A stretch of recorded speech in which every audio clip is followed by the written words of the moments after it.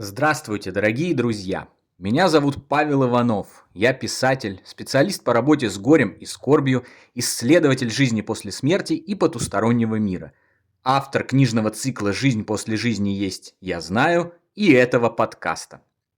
В сегодняшнем выпуске я расскажу вам об удивительных случаях, когда умирающие люди видят пришедших встречать их на пороге смерти родных и любимых, которые умерли до них, и сообщают об этом феномене.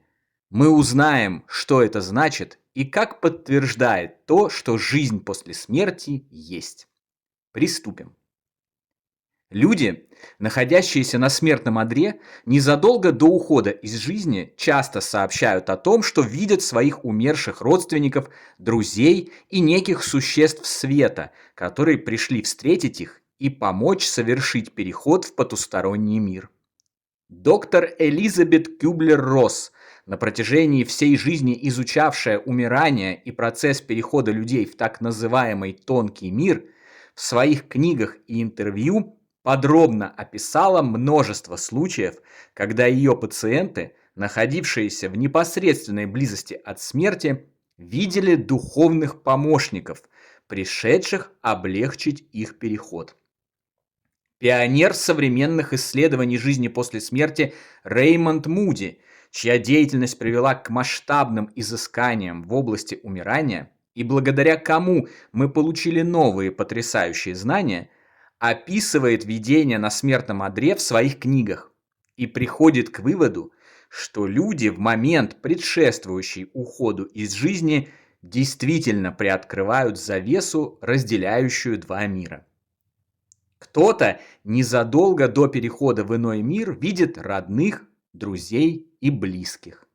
Кто-то называет появившихся рядом с постелью существ света ангелами или Иисусом, таким образом интерпретируя увиденное.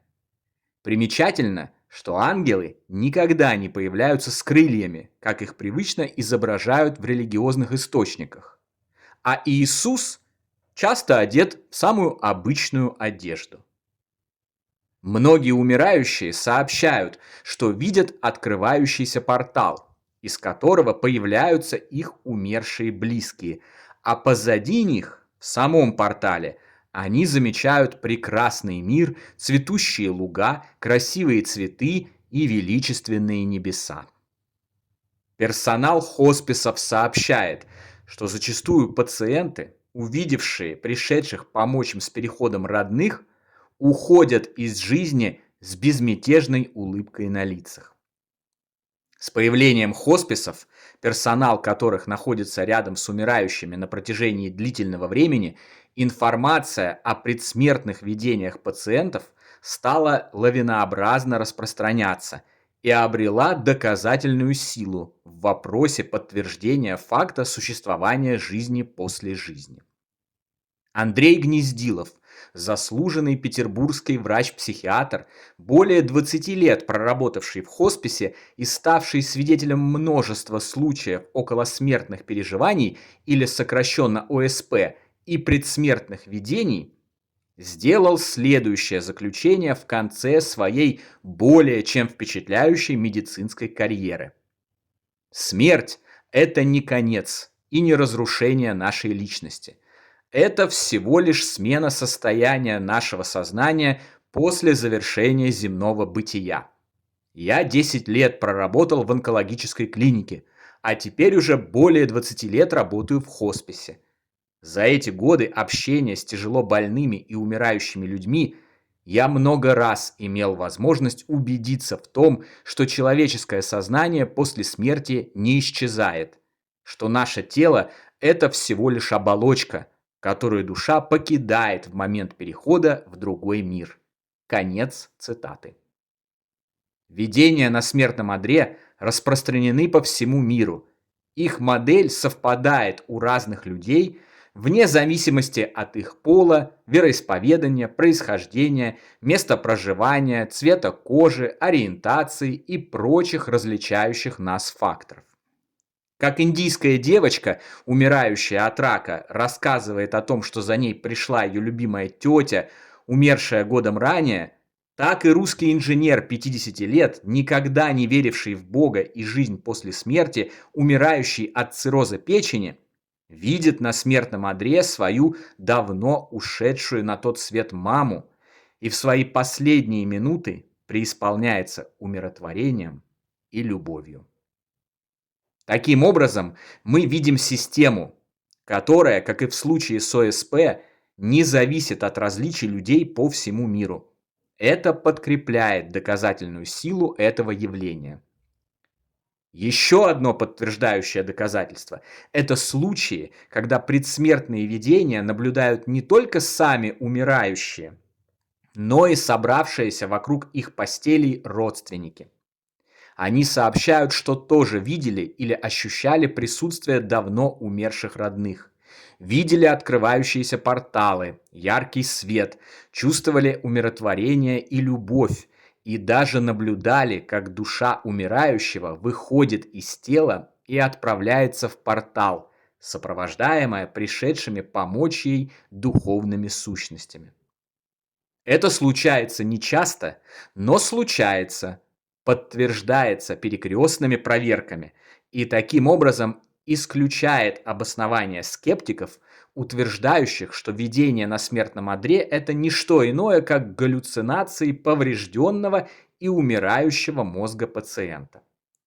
Поскольку родные пациента в момент видения обладают вполне здоровым и действующим мозгом, списать видение на смертном одре на галлюцинации невозможно. Видения на смертном одре являются еще одним железобетонным доказательством продолжения жизни после смерти физического тела на Земле. Это доказательство может проверить любой. Если начать расспрашивать своих друзей, то выяснится, что огромное количество людей становилось свидетелями подобных случаев. В отличие от разных мистических историй в интернете, зачастую выдуманных их авторами ради наживы, у наших друзей нет никакого резона врать нам.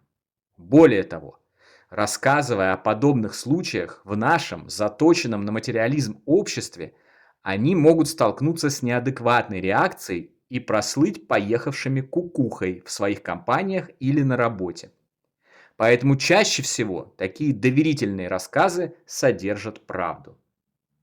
Так, например, первый же мой друг, которому я задал вопрос о таких видениях, рассказал мне, что умершая несколько дней назад бабушка его жены за несколько часов до смерти сказала родным: «За мной пришли». Моя собственная бабушка, обессилевшая и лежавшая в постели за день до своего ухода, обращаясь куда-то в область потолка, приветствовала кого-то невидимого и спрашивала его: «А где твой сын? Где Володя?»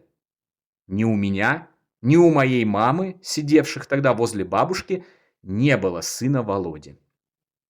Знание об умирании, о сопровождающих этот процесс явлениях, о продолжении жизни после смерти физического тела критически важно для всех людей. Это помогает как пациентам, совершающим переход с пониманием, что ничего на самом деле не заканчивается, а наоборот, начинается новый этап жизни, более прекрасный, чем когда-либо можно было бы себе представить. Так и родным и близким, получающим утешение и облегчение тяжелого горевания по ушедшим, горячо любимым существам. Уверенность в том, что смерть любимого – лишь временная разлука, которая непременно завершится счастливой встречей, освобождает от мучительной боли, потери, депрессии, дает возможность сосредоточиться на делах и свершениях, ради которых мы пришли на эту землю, вместо бессмысленных трат времени на погружение в отчаяние. Благодаря этому знанию все мы избавляемся от страхов, переполняющих наше сознание на протяжении жизни, и можем сосредоточиться на истинных ценностях нашего существования – любви, прощении и духовном росте во имя добра и процветания человечества в земном и потустороннем мирах. На сегодня это все, дорогие друзья.